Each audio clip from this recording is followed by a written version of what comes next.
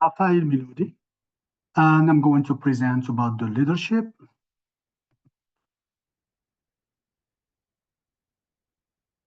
Well, what is leadership? Leadership, of course, has a lot of definitions. People may define it in different way. So this is, but definitely it's one of the most sought after skill and quality in the job market and personal development. Um, of course, it has like a positive connotation. Everybody wants to be a leader, even if they may not, even if they may not have the qualities and the skills to be an effective and professional leader. So leadership refers to social, and this is from Bass and Yukel. Leadership refers to a social influence process in which leaders attempt to motivate and enable followers to contribute toward achieving collective goals. So that's who the leader is. He's the one who leads basically by example. And then get other people to reach their full potential, which is different than a manager. So management and leadership, they overlap, of course, they have common features, common skills, but they're not the same. A leader is definitely a manager, but a manager is not necessarily a leader. So management involves activities of planning, organizing, leading, and controlling organizational resources to attain organizational objectives effectively and efficiently. Now, sometimes a manager may have like a negative connotation. Probably sometimes it may mean controlling, micromanaging, you know, asking people to do things. So, but um, leader is more than management. So this is basically the comparison. Although related, substantial differences exist between the actor roles and focuses on management and leadership. Specifically, managers typically focus on maximizing. So this is their main goal, main objective, maximizing organizational benefits by planning and organizational resources such as finances, materials, and human capital. So basically, it's about getting the job done, whatever it takes. In contrast, now the leaders are seen as more dynamic and visionary, shaping a clear strategy for the future and motivating others to pursue it. As you can see, it is about leading people and then motivating them, empowering them to reach their full potential. So leading is not about power, authority, and control. It is about empowering individuals, allowing people, helping people to reach their full potential and achieve goals. So every leader, as I mentioned, is a manager, but not every manager is a leader. So as you can see in this Venn diagram, so they overlap definitely, but leading is different than managing. But they share common features such as accomplish a goal, explain vision, organization, figureheads, motivate others, mobilize resources. So both managers and leaders, they do that. But leaders, uh, they lead people. They are people focused.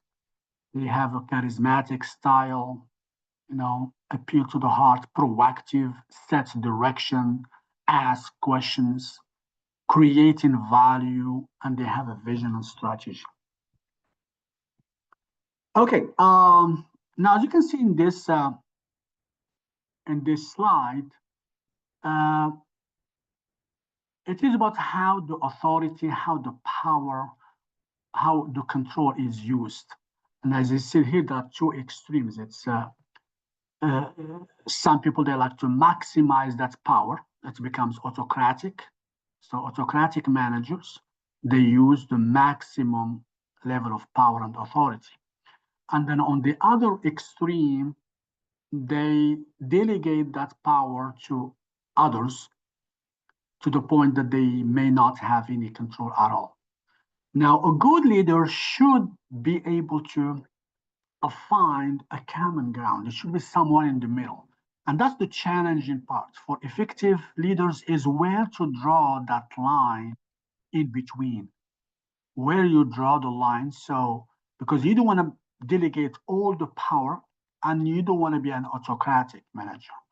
So you should be helping people, leading people, and then you know when to use. And that's the challenging also, is it's not a fixed position. It may change depending on the situation. Sometimes uh, the situation requires that you delegate most of the power to others. But in some maybe emergency situations, the leader has to take actions, take initiative, take ownership, and then do whatever it takes to overcome the issues. There are a lot of approaches in leadership. So a long time ago, so they used to think that leaders are born, not made. Either you are, a leader, or you are not. It's something that you are born with.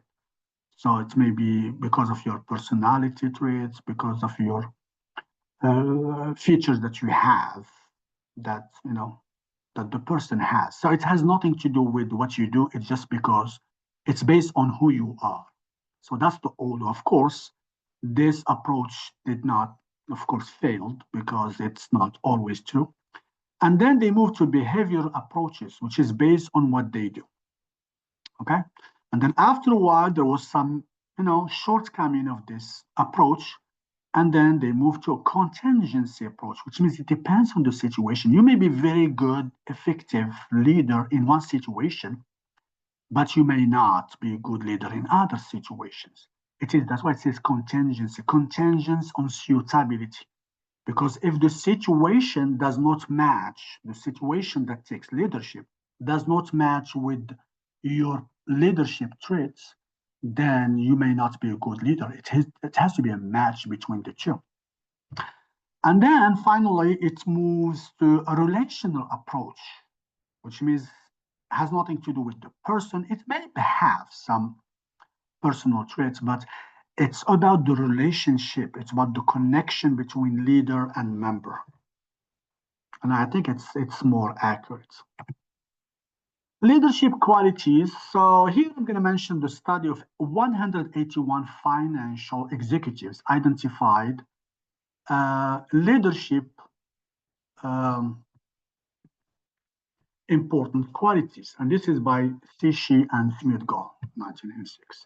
So they identified 7 leadership qualities: the ability to adjust, the ability to provide compelling message or vision, a strong personal value or belief system, ability to make desired outcomes tangible, ability to listen to others, willingness to provide appropriate information, resources, and support when needed, and finally, ability to maintain precise desired outcomes.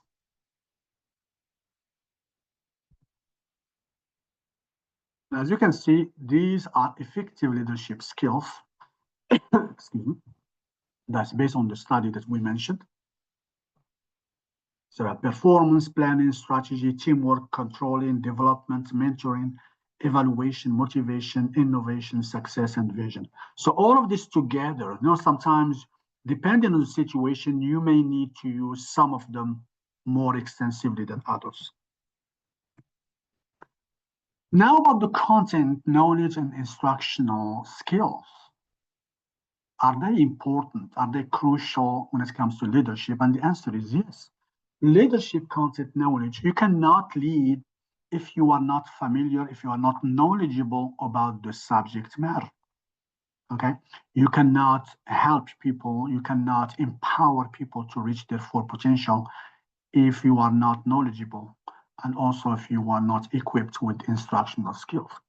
Now, there is a study done in some selected international schools in Mandalay, Myanmar, and done by teachers that they evaluate like the teacher's perception of the principal's leadership. and they found out that leadership content knowledge is important to lead. Leadership, by the way, leadership content knowledge here refers to the leader's understanding about the content of the subject matter to be taught and how students learn them. So to be a good leader, you have to be knowledgeable about this. So based on the study conducted, as I mentioned, in these schools in Myanmar, so many teachers were questioned or interviewed about the importance of content knowledge and instructional skills in the leaders, in this case, principal. And all the conclusion is they play an important role in encouraging good teaching methods, in aiding, helping in professional development, and in creating a positive learning environment in classrooms. Also, the study concluded that to successfully lead and assist with initiatives to improve instruction within their institutions, leaders must have a solid understanding of the subject matter. Okay. So I hope you like my presentation. Thank you so much for your time.